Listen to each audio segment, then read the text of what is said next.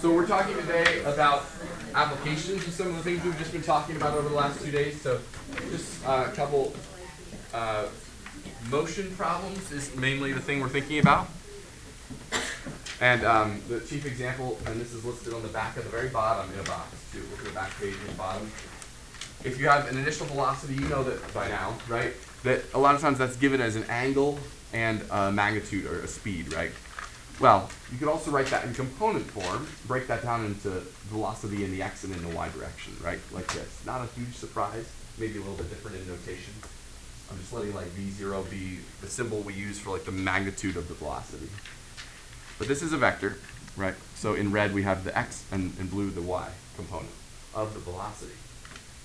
So you understand, if we launch something at an angle into the air, whether throw a football or hit a baseball or whatever, launch a missile, like it has some initial velocity in both the x and the y direction. And we can actually say what those two things are because we're vector pros. If we have projectile motion, then in the x direction there's no effect due to gravity. There's nothing happening there. Why would this be the motion in the x direction? Well, I think it makes sense because we have, I just asked you, I start at x equals x0, some position, and then I'm like going, whatever, 10 feet per second, and well then I'm gonna be like, it'll be 10t plus whatever my initial position is, right? It's like it's linear. And there's no effect of gravity. Every second I move forward 10 feet and add that to whatever my initial position was each time. Not a huge surprise there. And that's just, again, in red, that's the amount of velocity that we had at the beginning. And that's always the velocity we maintain. There's nothing to slow us down in the x direction. In the y direction, it's a little more interesting. You get the same equation for y, except we have a blue component, right? Except in the y direction, if we're really talking about projectile motion, we're thinking of y as being up.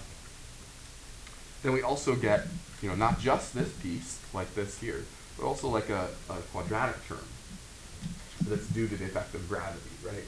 And I think this might even be an equation, at least a flavor, a feel of which you've maybe seen before. Have you seen that like negative 1/2 gt squared thing before? And have you used these two versions of the constant before? I don't know. Maybe you've never thought about acceleration or gravity, or I don't know. It might be worth mentioning something about that if this is your first exposure to it. I don't know, we can say a little more. Because the g is always going to be bigger than the perfect. Yeah, if you're here on Earth, it's without very much variation. That's the constant that empirically has been established for Earth, for most places on Earth, at least. And what that means is that an object accelerates at 32 feet per second per second. So I know it seems weird. I don't know. Again, I'm not sure how familiar you are with acceleration. Maybe you're like, yeah, I completely understand why there would be 2 units of time in that. Meters per second or feet per second. But if you haven't thought about that, I can explain why that makes sense. Why would we have 2 units of time? Do you want to interject? Oh, no, I have a question. Yeah, go ahead. So I know that you have an equation for the x and an equation for the y, but Yeah. and then the y is the height, but wouldn't the x not just be so simple? Because if you have a thing that you throw at an angle, then x wouldn't if you wanted to throw it over a period of time, it wouldn't just be 10 feet. It would be shorter than 10 feet because you're throwing it up. I guess if that makes sense. No. I don't know. I'm just confused why how you can do x and y and Separately, you mean? Or? Yeah. With maybe one thing. Well, like I said, we can think about. Yeah, I guess it's startling that we can separate them. Is that maybe that's startling that we can separate them? But yes, we can. We can separate them. We can track the movement, the little movement, over time, both in the x and y direction, and that corresponds over time to a sum of lots of little movements in both the x and y direction, and they can be thought of completely as separate functions. Yeah, even though together they form this motion, we'll break them down into their components, which is again maybe a little strange to think about, but that's okay. Yeah. So yeah, I don't know. Do you want an explanation of why the units make sense there, and have you thought about acceleration in your life before? I don't know. Do you know why it's like feet per second, or meters per second? Maybe you've thought about it before. Science teachers have told you. What's that? If it's feet per second, that means the speed is going faster each second, right? Right. Yeah, so wouldn't then the x not be a constant? So this is only in the y direction, right? Only in the only in the y direction is your speed increasing by 32 feet per second downward.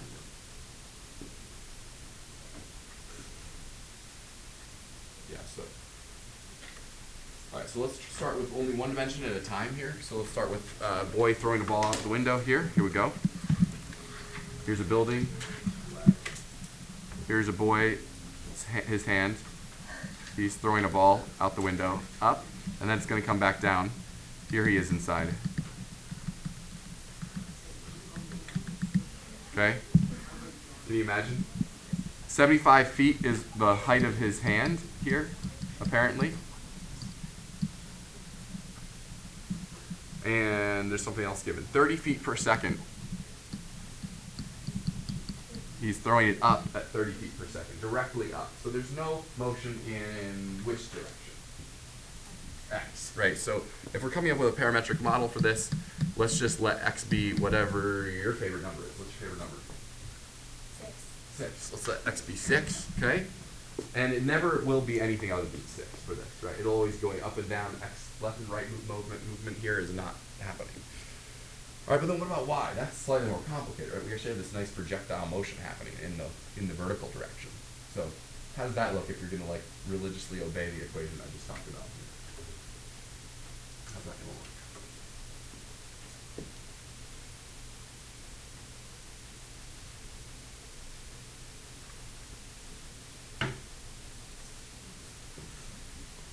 I know we just talked about like velocity in the x and y direction, but all of this velocity is in the y direction, right? So if you want to think about like v0 sine theta, well, sine theta is 90 degrees. I mean, sine theta is what? 90 degrees. Sine 90 degrees is 1. So it's just all the y component of the velocity is 30, right? And the x component is just 0, right? So just to be clear here, right? If you want to like put it, this is the velocity vector, right? Like 30 feet per second happening in the y direction, and no velocity happening in the x or y in the x direction. Right? I'm ready for an equation though. I'm hungry for one. Help me out. Yeah, go ahead. Yeah, and by the way, let's fill it in here. What's g in this case? We got feet here, so let's use 32. Yeah. T squared. Keep going. Yeah, it's all in the y direction. Plus 75, yeah. Right, so you see what she's saying there? So all of the velocity happens in the y direction. So on this one, we can safely just put a 30 there. Fill in those two spots. And I think we're done. It just said find a parametric model for this. So there it is. Let's also, just for fun, graph this. See what it looks like. Parametric mode. Put your calculator in, simul mode for later. We'll do that for later here. Come back to that. We'll use 6 because that's your favorite number. Negative 16. What? Calculator is unresponsive here. Sorry. Negative 16. Come on now. T squared. That's not a squared button. Wow.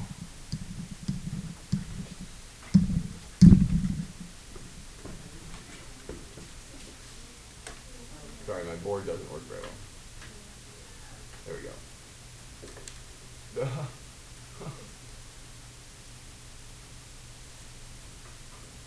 Plus 30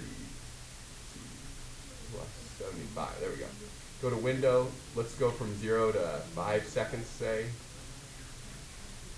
Negative 5 to 5, that won't do. Let's make it 10. Because we got a C6, don't we? Y min negative 3.5, let's make that the ground. There we go. And Y max needs to be at least 75. Let's make it 100 because we're throwing it up. Is there anything else I need to do? Oh, one more thing. Let's make this a ball, right? I like that one, but this one's even better. It has a ball with no trail. Are you ready?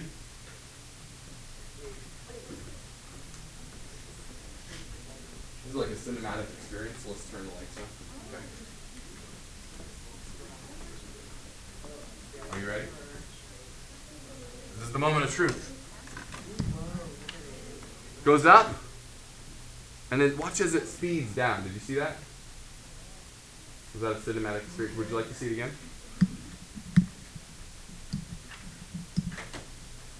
Here it comes. Watch again. So watch as it goes. It starts at 75, and then it'll go up, stop, and then come back down, right? And that's exactly what happens when you throw an object up in the air. At its peak, its velocity hits 0, and then it comes down and gets faster and faster as it hits the ground. Yeah. How do you do that? Because I don't have the calculator that you have. Oh, I don't know. It's not that important that you do. This is just for show, right? Whoa, so fast. So I have a question. If there is always acceleration down 32 feet per second squared, what's going on? Why is it able to go up? Like, is it always? It doesn't seem like it's accelerating down. If it's going up, is it really always accelerating downward at 30 feet per second? 32 feet per second per second? What does that mean? If it's going up, that doesn't seem like it's accelerating down. Or is it? Or what's going on? Explain. It doesn't start to go down immediately because the original velocity, in this case that you threw the ball at, is counteracting the force of the gravity dragging it down. So it originally just slows down until it reaches towards the 0 feet per second, and then it starts to drop down. Yeah, a net velocity 0 feet per second. Yeah. I think Cameron said it well, right? Obviously, if you're starting this, if you're going up but accelerating down, that's a thing you can do. It just means you're slowing down, doesn't it? It means you're subtracting from your velocity. So your velocity starts at 30 feet per second, but by the time you reach 1 second, your velocity is what? If you keep subtracting 32 feet per second every second from your velocity, what's your velocity after 1 second? If you started at 30 feet per second, -2 feet per second, which means at 1 second, it's on its way down already, with a velocity of 2 feet per second downward. And then what is it at 2 seconds? What's its velocity? -34 feet per second, right? So every second, our velocity increases by 32 feet per second, right? And you can see that that's happening as it goes faster down. So I just hope you understand this whole acceleration thing. It makes sense, so hopefully. All right, let's do another one. I don't know why, but someone is dropping a piano. We're all about like dropping things and throwing things. I'm sure it's in the name of science. It's an old piano that just couldn't possibly be tuned. It's a grand. It's a grand piano. Okay. It's being dropped from 100 feet. Okay.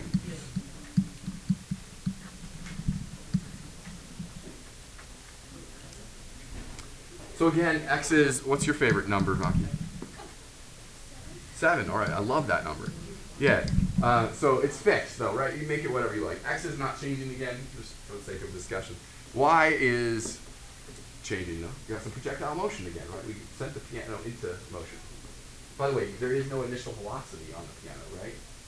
What is the initial velocity? 0. We're not like throwing the piano, right? A boy with throw the piano up at the velocity of 30 feet per second. No. We're just dropping. Pianos get dropped. They do not get thrown. Okay. So we're dropping the piano.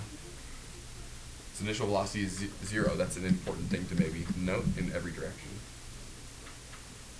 Is that enough information? Doesn't seem like we have enough going on here. Who's ready to give me an equation? Similar to the last one, really, right? You want to cast it? Oh yeah, that's true. We should figure out how to put that into the equation too. Well, go from your gut here, and then we'll discuss that too here. You got an equation? No. Think back to the last one. I don't mean it to be a trick question or too much different. Does it matter whether Okay, Cameron.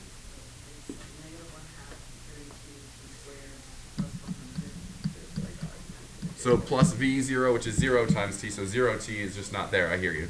Plus the initial height, which is 100. But then I do have Cassie's question, like where does the 400, that seems like we need to put that in there somewhere, and I don't see it. What gives?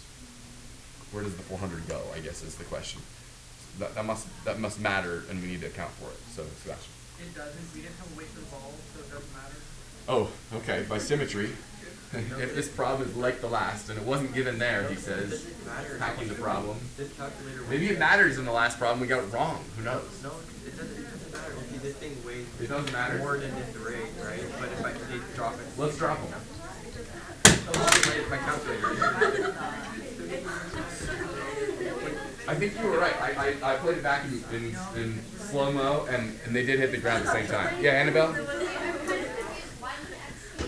My brain wasn't working. Well, it's just fixed, right? But why is it like what represents X?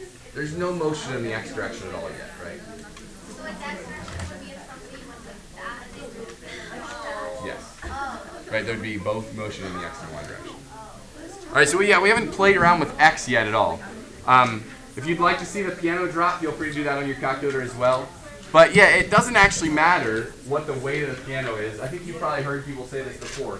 But yeah, you know, Galileo's famous experiment dropping two weights of different, two masses of different, two objects of different mass from Tower of Pisa. They dropped it and hit the ground at the same time. Air resistance is like a thing, but if you do it in a vacuum, you've probably seen that experiment done, right, where you like drop a bowling ball and drop a feather inside a vacuum chamber, and they hit the ground both like rocks. It's really wonderful to see. Because it's so yeah, we'll have to find a video of that. I'm going to show you. Huh? oh, for X, why are we just choosing any number? Because it's fixed, right? X doesn't move at all, so just choose a fixed value for X. I mean, it doesn't matter where you put the y-axis, so you can make it 0 if you like, and then it would be right on the y-axis. Not the y equation, right? It just would, as you animate it on the calculator, it would be like dropping here, or right? All right, when will it hit the ground? When will it hit the ground? And how high will it be after 1 second? Figure those things out. Did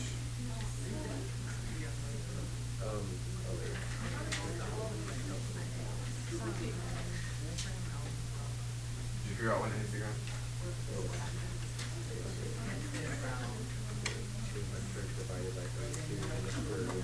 I got 2.5 for T. No, because you can solve for T. What value would make it equal to 0? Yeah, I think 2.5. And then how high will it be after 1 second? If you just put in 1 for T, that's 1. That's actually convenient, right? What do you get? Square root of 100 over 16, I think I can do in my head. That's 10 over 4, which is 2.5 is when it hits the ground. And how high is it after a second?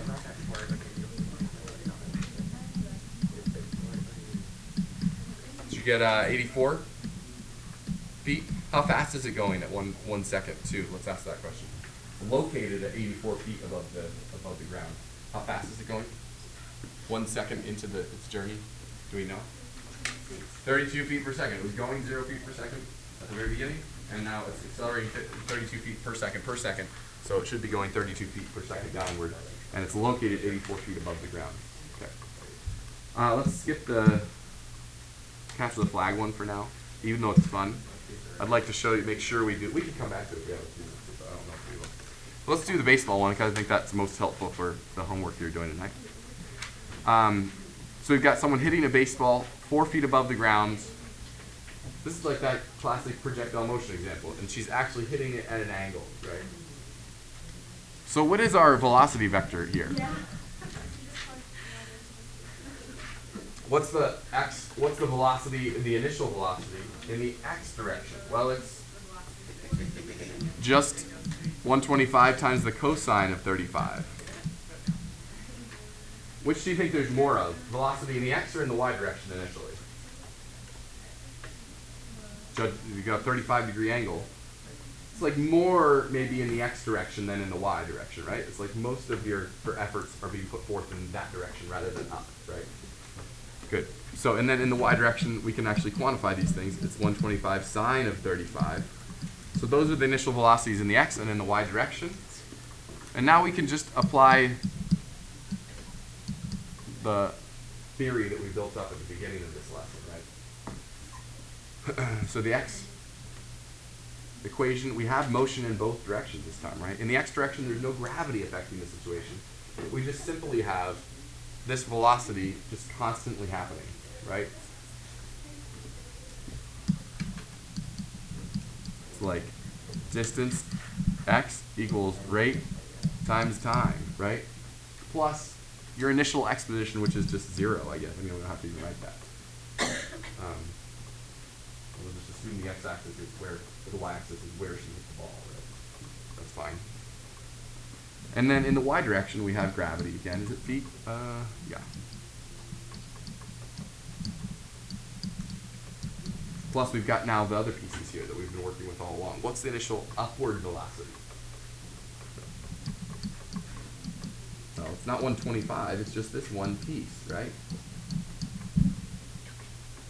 It's just the y component of the velocity plus what?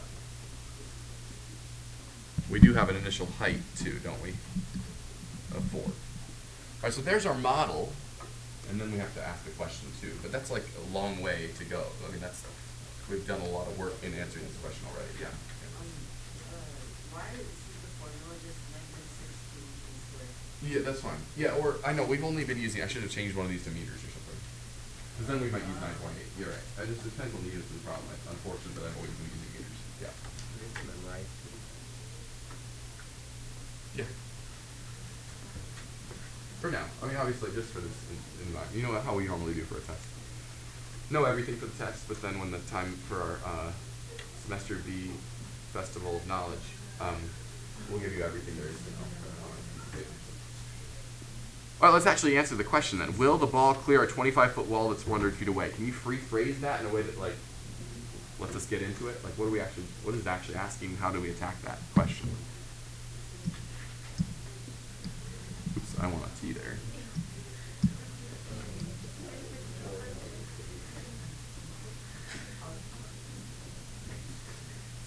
Let me give you 30 seconds to think time.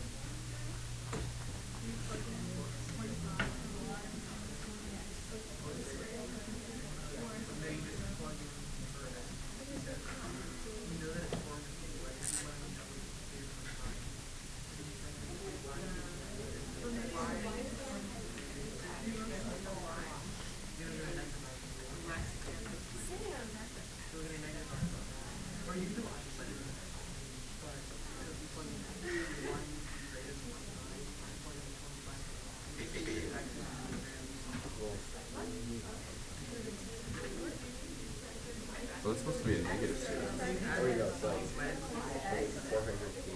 No, you just need to satisfy it. Or 25 feet. Oh, no, that's too bad. Or no, sorry, other way around. So it's 400 feet equals 25 feet high. And when you plug in, Yeah, I don't know.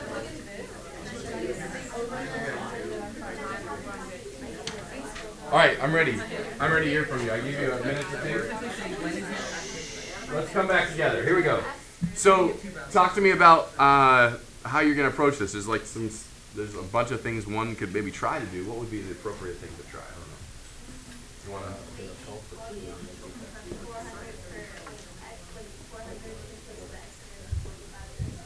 Yeah, I think I like this approach because in a second we're all going to know when, that is not the answer to the question we're interested in actually, but we will know when the time is when we're at 400 feet in the x direction. So that'll be useful to us maybe. It's not in the end the answer we're looking for. And then what are you going to do once you find that time? Yeah, plug it into your y equation and see how high the ball is when it reaches 400, right? So that's what we'll do here. Once we get that value, I'll get my calculator and do this too with you. Make sure your calculator is in degree mode and all that. Maybe you want to store the value or something, I don't know. 400 divided by 125 cosine 35. So I'm getting 3.9 seconds approximately, yes, someone? 3.91. Again, store the value, don't actually use this rounded value in your calculation here. Use the stored value.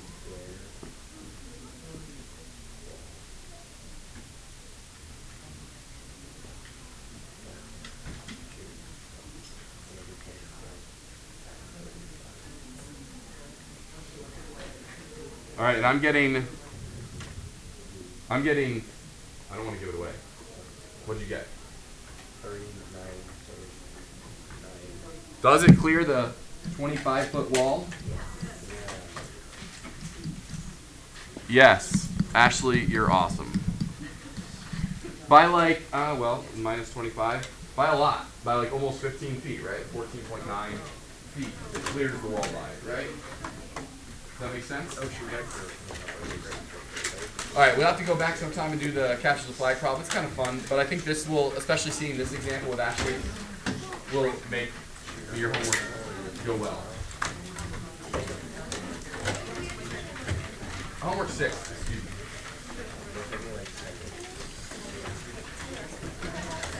Homework 6.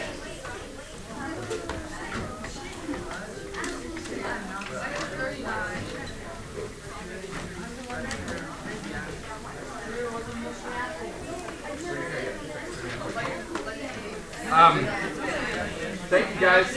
Homework 6 tonight. Happy Valentine's Day. Spend it with ones you love. Like your math homework.